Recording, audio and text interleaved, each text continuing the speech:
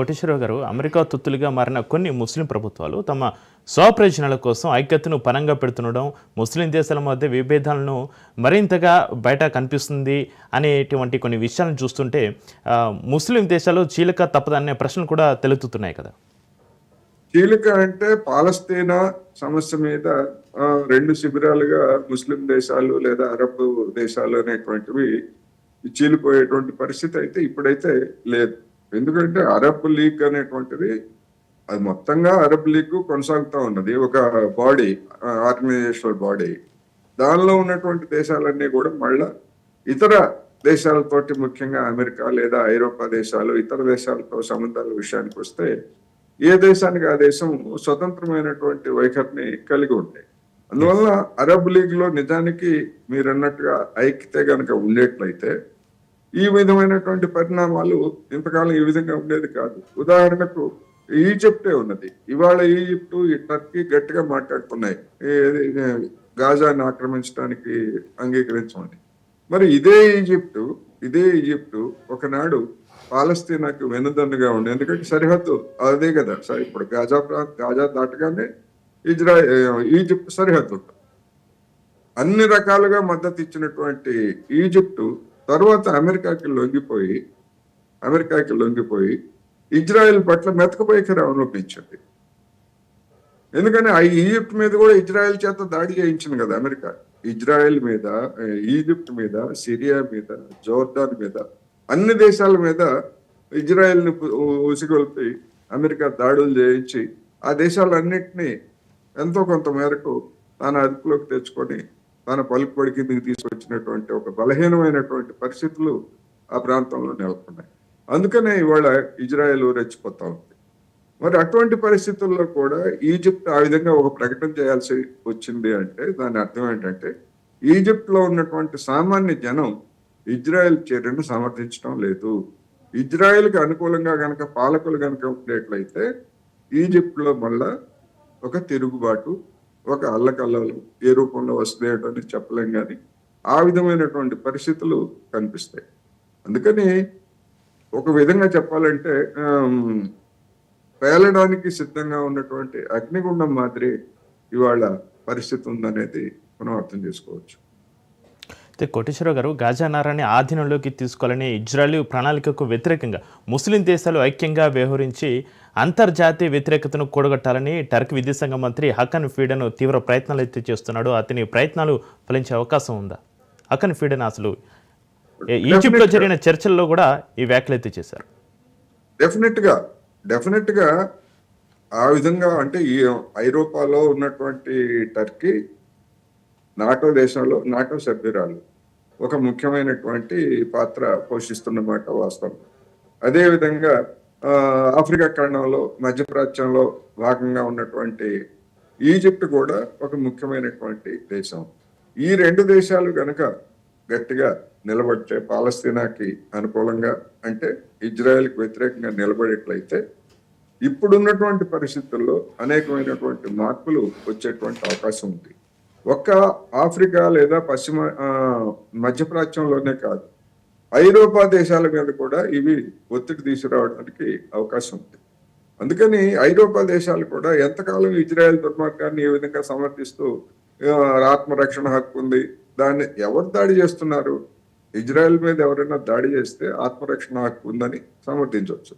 కానీ ఇజ్రాయెలే పాలస్తీనా వాళ్ళ మీద దాడులు చేస్తా ఉంది, పాలస్తీనా ప్రాంతాలన్నింటినీ ఆక్రమించుకుంటా ఉంది, ఇరుగు పొరుగు దేశాల మీద దాడులు చేసింది, ఇరుగు పొరుగు దేశాలకు చెందినటువంటి ప్రాంతాలన్నింటినీ ఆక్రమించుకుంది.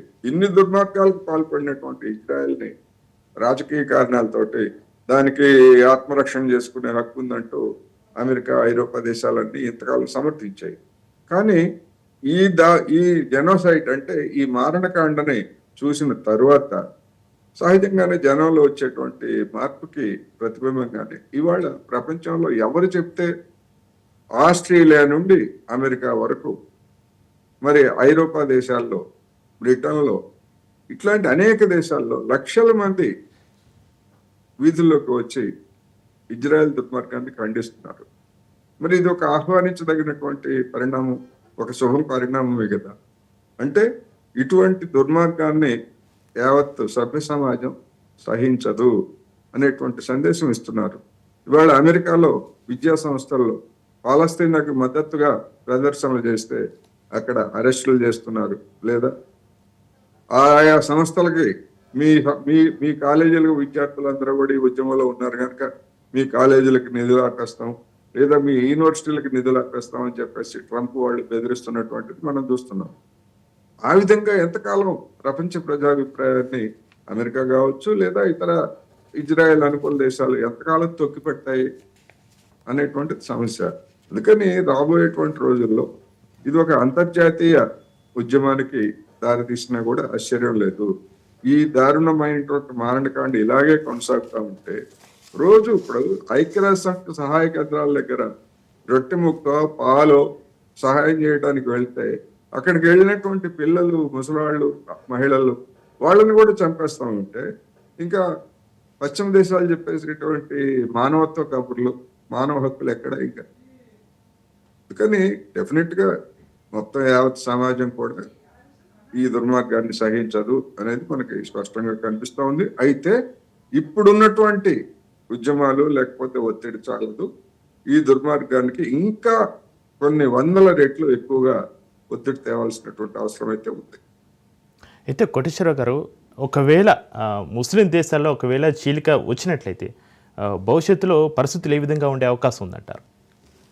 ముస్లిం దేశాల్లో చీలిక వచ్చేట్లయితే ముందు పాలస్తీనా సంగతి ఏమో కానీ ఆ చీలికకు ఇజ్రాయెల్కి మద్దతుగా ఉండేటువంటి ఆ పాలకుల పనిని అక్కడ జనం పడతారనేది మనం ముందుగా గమనించాలి.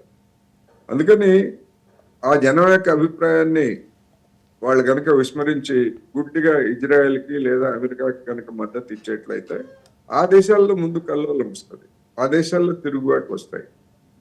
అందుకని ఆ విషయాన్ని కూడా ఆ దేశాలు గమనించుకోవాలి. ఆ విధంగా పాలస్తీనా విషయంలో ఏ విధమైనటువంటి చీలిక లేదు, రాబోయే రోజుల్లో కూడా రాదు. ఇజ్రాయెల్ విషయంలోనే నేను ముందే చెప్పినట్టుగా ఇజ్రాయెల్ విషయంలో కూడా బరి తెగించి ఎవడైనా నేను ఇజ్రాయెల్ని సమర్థిస్తున్నాను అంటే దాని అర్థం పాలస్తీనా వాళ్ళని చంపేయమని చెప్పేసి చెప్పినట్టే. అటువంటి పని ఎవడైనా చేసేట్లయితే ఏ పాలకుడైనా, ఏ ఇస్లామిక్ దేశమైనా లేదా అరబ్ దేశమైనా కానీ గనక అటువంటి దుర్మార్గానికి పాల్పడితే ముందు ఆ దేశాల్లో ఉన్నటువంటి పాలకుల పని జనం పడతారు అనేది మనకి స్పష్టంగా చెప్పొచ్చు. అయితే కోటేశ్వరరావు గారు, ఈజిప్టు, ఖతార్, అమెరికా స్టేట్స్ నుంచి మధ్యవర్తిత్వ బృందాలు ఇజ్రాయెల్, హమాస్ మధ్య కాల్పుల విరమణకు నెలల తరబడి కృషి చేస్తున్నాయి, కానీ ఫలితం అయితే కనిపించడం లేదు. అసలు ఇజ్రాయెల్ వర్షన్ ఏ విధంగా ఉంది? ఇజ్రాయెల్ ఏకపక్షంగా ఇప్పుడు మీ బందీలను వదిలేయమని చెప్తా ఉంది. బందీలను వదిలేస్తారు వాళ్ళు. బందీలను వదిలేస్తే మరి అక్రమంగా ఇజ్రాయెల్ బంధించినటువంటి వేలాది మంది ఖైదీల సంగతి ఏమిటి?